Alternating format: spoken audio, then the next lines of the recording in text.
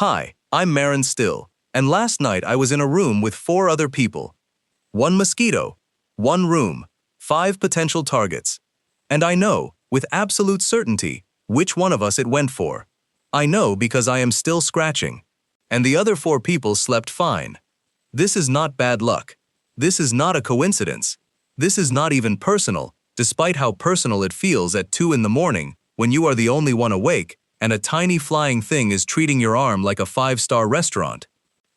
This is 6 million years of very specific targeting technology, aimed at you, for reasons that have nothing to do with how you feel about mosquitoes, and everything to do with what you are made of.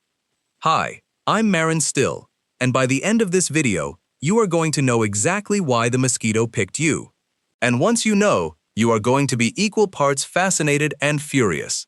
Because it turns out, the mosquito is not being random, it is being extremely precise.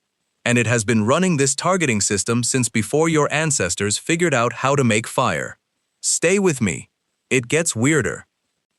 Let's start with the scale of this conflict, because we tend to think of mosquitoes as a nuisance, a minor seasonal inconvenience, something to deal with at barbecues and camping trips. But the actual relationship between mosquitoes and the human lineage is one of the longest and most consequential biological conflicts in evolutionary history.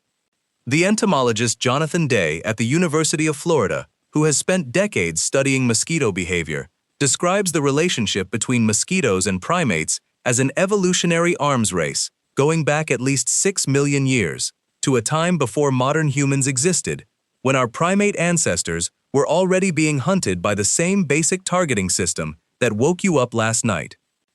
6 million years. That is how long mosquitoes have been finding, tracking, and feeding on creatures in our lineage. And in 6 million years of evolutionary pressure, they have gotten extraordinarily good at it.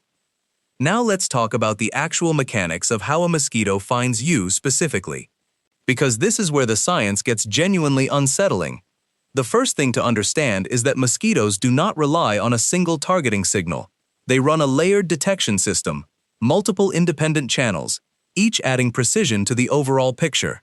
And what sits at the top of that system is not smell, it is not heat, it is something you cannot see, cannot control, and cannot stop doing. It is carbon dioxide. Every time you exhale, you release a plume of carbon dioxide into the air around you.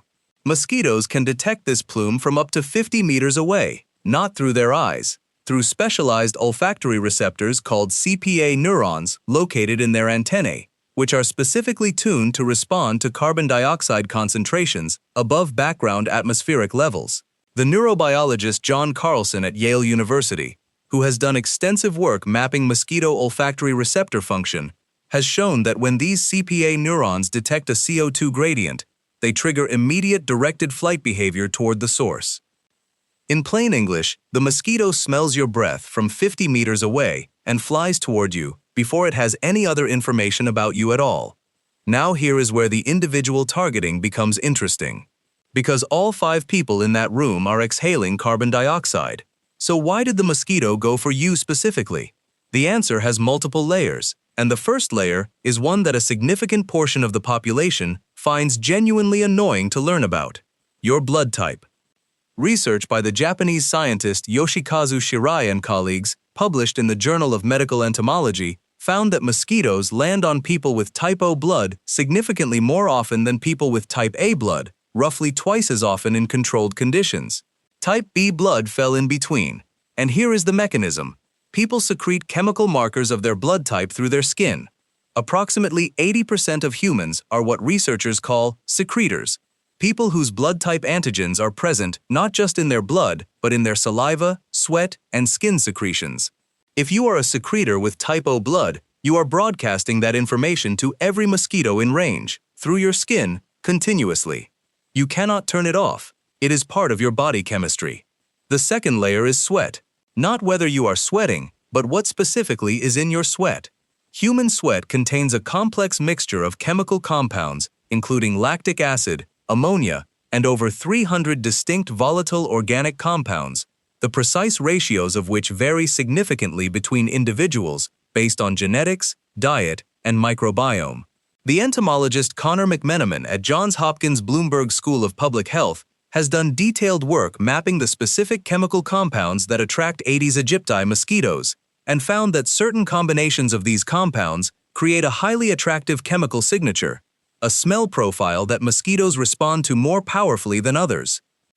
Some people are simply more chemically attractive to mosquitoes than others, not more attractive in any other sense, just in the specific chemical language that mosquitoes use to evaluate food sources. The third layer is body heat and metabolic rate. Mosquitoes use infrared heat detection to locate hosts at close range. People who run warmer, who have higher metabolic rates, who have just exercised, who are pregnant, produce more body heat, and are more easily located once a mosquito is already in range. The immunologist and mosquito researcher Leslie Vaushel at Rockefeller University, whose lab has produced some of the most detailed work on mosquito host detection, found that pregnant women are bitten roughly twice as often as non-pregnant women, in part because of elevated body temperature, and in part because of increased carbon dioxide output from carrying a developing fetus. And there is a fourth layer, one that your ancient ancestor discovered in a way that was simultaneously miserable and genuinely important. Your microbiome. The skin microbiome, the community of bacteria that lives on the surface of your skin, produces its own volatile chemical compounds as a byproduct of metabolism. And these compounds significantly affect how attractive you are to mosquitoes.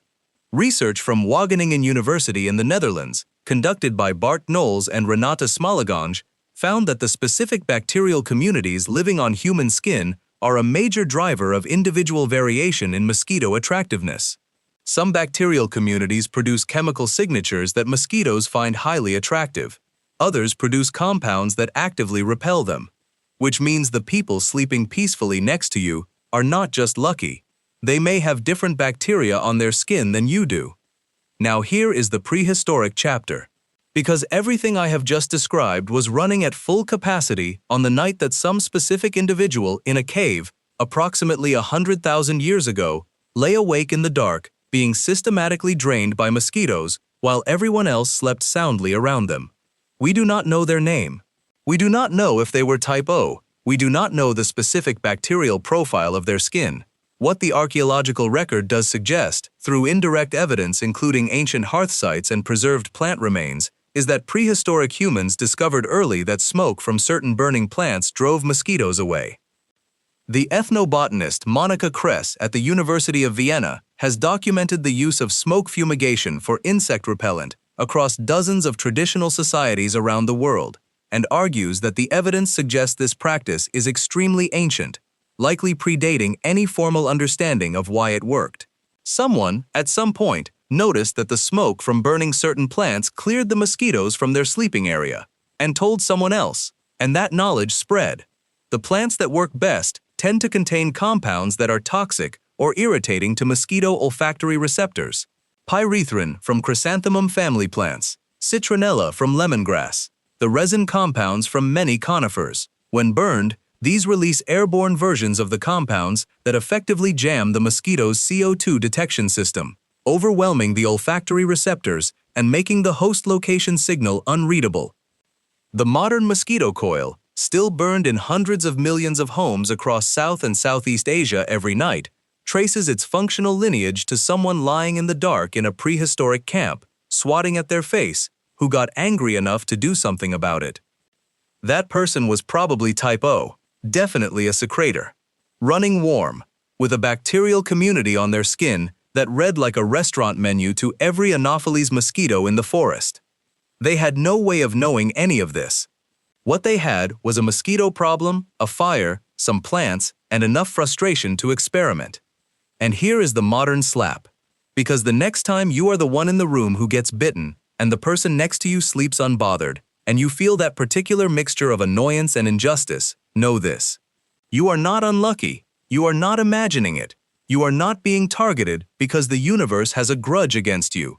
You are being targeted by 6 million years of extremely sophisticated biological engineering, a targeting system that reads your blood type through your skin, that tracks your exhaled breath from 50 meters, that evaluates your microbiome, that measures your body heat, that has been refining its methods since before our lineage had language to complain about it. The mosquito is not being mean. It is being precise. And somewhere in the dark, in a cave, 100,000 years ago, a person exactly like you was lying awake having exactly this problem. And they invented the mosquito coil. You are welcome. Hi, I'm Marin Still, and now you can never unknow this.